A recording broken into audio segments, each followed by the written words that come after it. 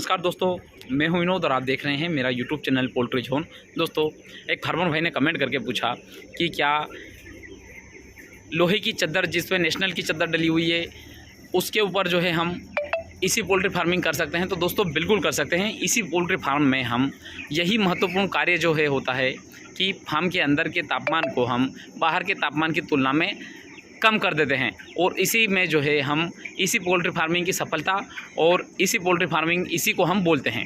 इसके अलावा इसी पोल्ट्री फार्मिंग का कोई रोल नहीं है और कोई काम नहीं है। तो दोस्तों मेरा कहने का मतलब ये है कि आप चाहे ऊपर सीमेंट की शीटें डालें, चाहे आप प्रोफाइल शीटें डालें, जो आजकल जो हरी या नीली जो लोहे की जो एमएस की जो चद्दरें आती है, जीआई की जो चद्दरें आती हैं वो डालें, या फिर आप नेशनल की चद्दरें डालें। किसी भी प्रकार की चद्दरों में जो है इसी पोल्ट्री फार्मिंग संभव है।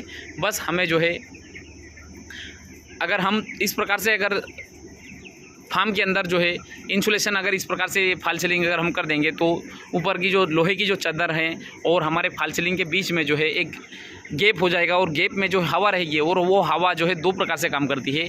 ठंड के समय में ठंडी हवा को फार्म के अंदर आने से रोकती है, या गर्मी के समय में जो है वो गर्म हवा को फार्म के अंदर आने से रोकती है। हवा जो है ऊष्मा का बहुत बढ़िया और बहुत सस्ता और फ्री में मिलने वाला जो है कुचालक है। हवा जो है एक प्रकार का कुचालक है, वो दोनों समय में हमें काम में आता है। जब ठंड के समय में हम जब कंबल ओढ़ते हैं तो कंबल में हमें ठंड कम लगती है, हमें जो है कोई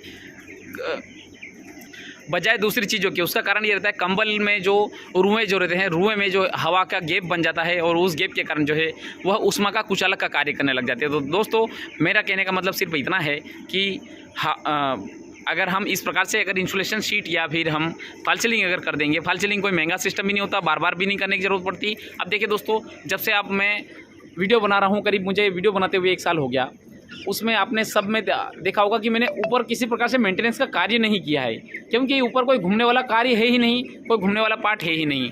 तो दोस्तों जिसमें हम कुछ छेड़खानी करते नहीं, तो वहाँ पे जो ना ही ये जीआई की तार टूटी, अगर मैं इसको छेड़खानी करूँगा तो बराबर टूट जाएगी, किंतु वो उसकी जगह पे लगी हुई है तो ना जीआई की तार टूटी हमारी और ना ही हमारे फॉल सीलिंग टूटी। जबकि ये सबसे सस्ती मैंने फॉल सीलिंग कर रखी है दोस्तों, ये डायनोरेप जो कि 180 रुपये किलो में लेके आया था, आज मैं 350 रुपये किलो की चीज़ लगा रहा हूँ। किंतु दोस्तों मेरा कहने का इतना सा तात्पर्य, अगर इस प्रकार से आप फार्म के अंदर का मैनेजमेंट और ऊपर का अगर उनके बीच में अगर एक इंसुलेशन या गैप रखेंगे, एयर गैप रखेंगे, तो फार्म के अंदर का तापमान बिल्कुल बढ़िया रहेगा और आप इसी पोल्ट्री फार्मिंग संभव कर सकते हैं। तो दोस्तों आशा करता हूँ यह वीडियो आपको समझ में आएगा। मैं एक बार फिर से बता दूँ कि इसी पोल्ट्री फार्मिंग ऊपर आप जो है लोहे की चादरें लगाएं चाहे सीमेंट की चादरें लगाएं, इसी पोल्ट्री फार्मिंग दोनों में संभव है। बस शर्त है कि आपका जो मैनेजमेंट या फिर आपके जो फार्म के अंदर का इस प्रकार से पैकिंग रखें कि फार्म के अंदर का तापमान कम हो जाए और आपको इसी पोल्ट्री फार्मिंग करने में कोई समस्या नहीं हो। तो दोस्तों इसी के साथ मैं वीडियो समाप्त करना चाहूँगा। धन्यवाद।